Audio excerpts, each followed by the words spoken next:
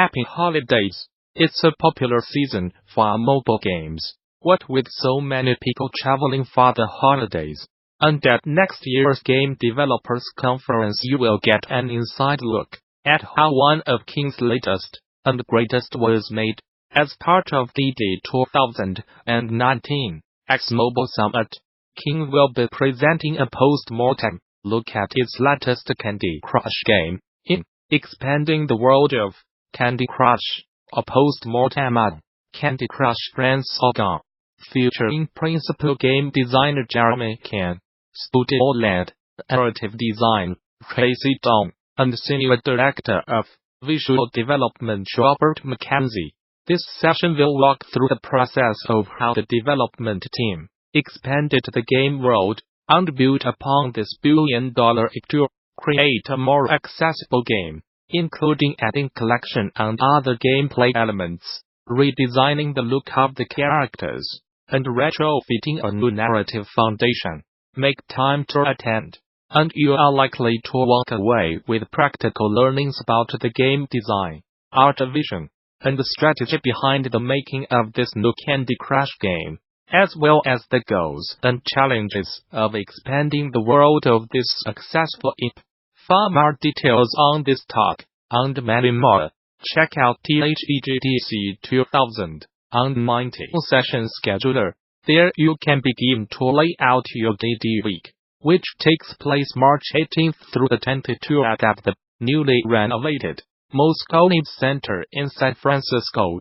Bring your team to GD, register a group of 10 or more and save 10% on conference passes. Learn more here.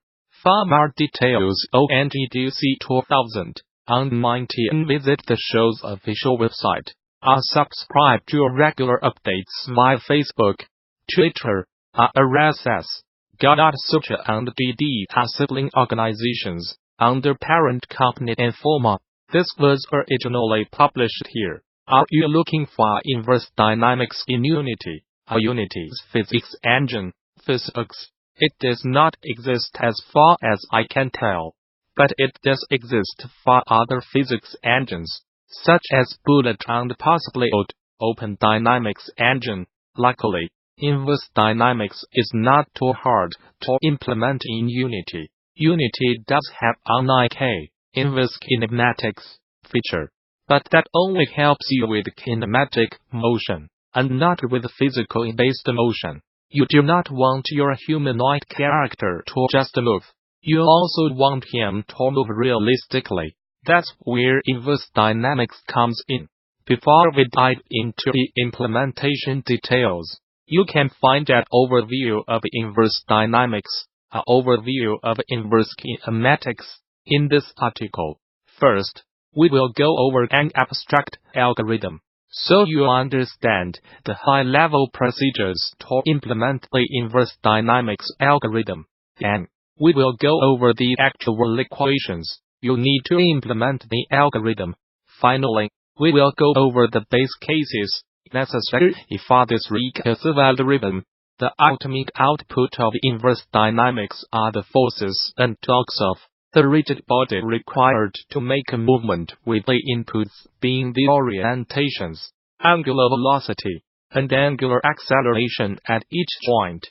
One algorithm to achieve this output requires a forward iteration from the root link to the final output link, and then a backward iteration from that final output link back to the root link. It is called the recursive Newton-Euler algorithm, RNE.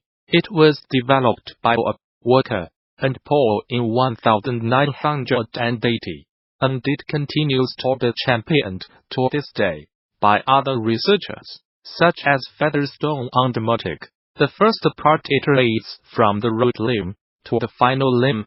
For each limb, it computes the angular velocity and angular acceleration of the limb.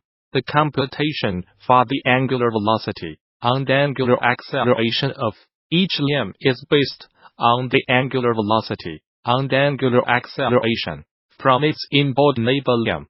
For each limb, it computes the linear acceleration at the inboard joint. Computing the linear acceleration at the joint is based on the angular velocity and linear velocity from its inboard neighbor limb.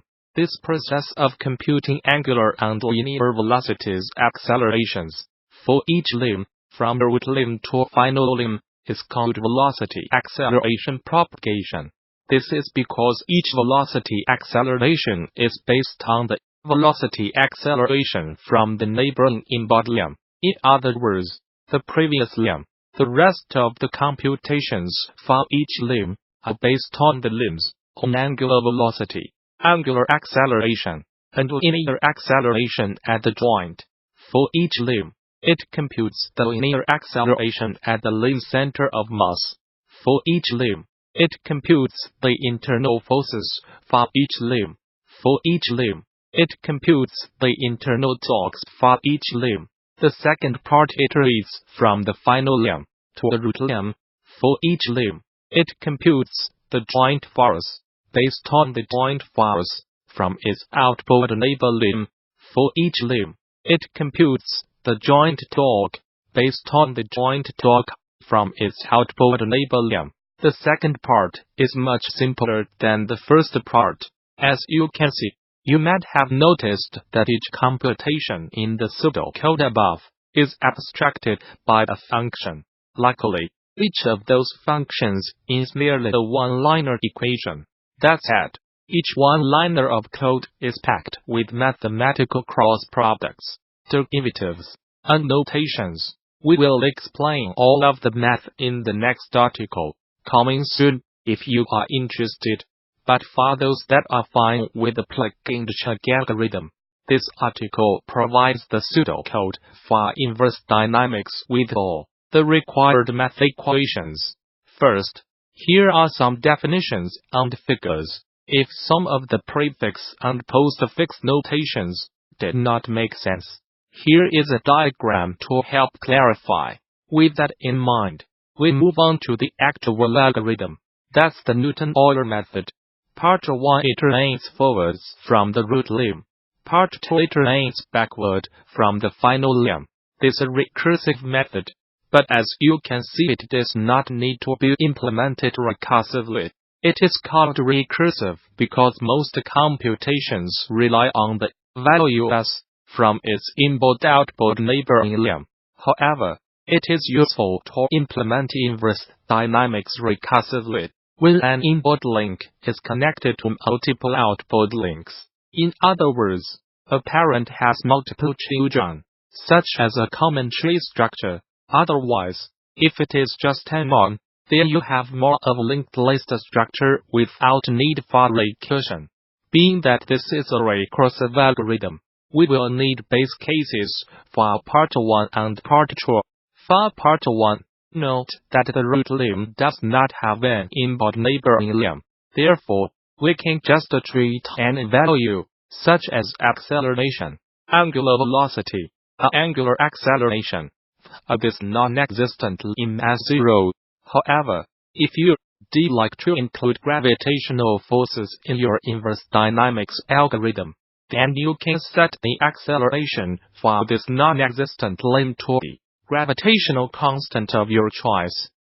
G 981米每秒 For part 2, note that the final limb does not have an outboard neighboring limb. Therefore, we can just treat any value, such as force or torque, for this non-existent limb as 0. However, if the articulated body is not moving in free space, and it is in contact with the environment, G the foot is on the ground, or the hand is carrying an object, then the contact forces on the drugs, due to this contact, can be set in this non-existent limb. This has been an implementation of inverse dynamics. If any jargon was confusing, please see an overview of inverse kinematics, or an overview of inverse dynamics. Chris Kerr, at KDRNBLIMEY, is Gamasutra's resident United Kingdom news reporter, and Cake Maker Extraordinaire. December is here, which means it's time to wax lyrical about some of the best video games I have chomped on over the past 12 months, as has now become tradition. It's unfortunately also time for me to make the soul-crushing realization that I have still got an Everest-sized back catalog to conquer over Christmas. I have not forgotten about you, Tetris effect, my sweet summer child. Out of those type lazy, did manage to make time for. There were some absolute belters. Bad North, FIFA 19 Assassin's Creed Odyssey, Mini Metro, and North all won me for different reasons, but in the end, did not do quite enough to make the cut. Nope. We are here to talk about the absolute greats. Fatness cream de la cream. I'll note that I have written enough of an intro to appease the formatting gods. It's time we moved on to the main event. Here are the 5 best titles of 2018. According to yours truly, expectation can weigh you down. And it'd be fair to say the expectations swirling around Marvel's Spider-Man were absolutely massive. Years of impressive gameplay demos and trailers had made fans ravenous.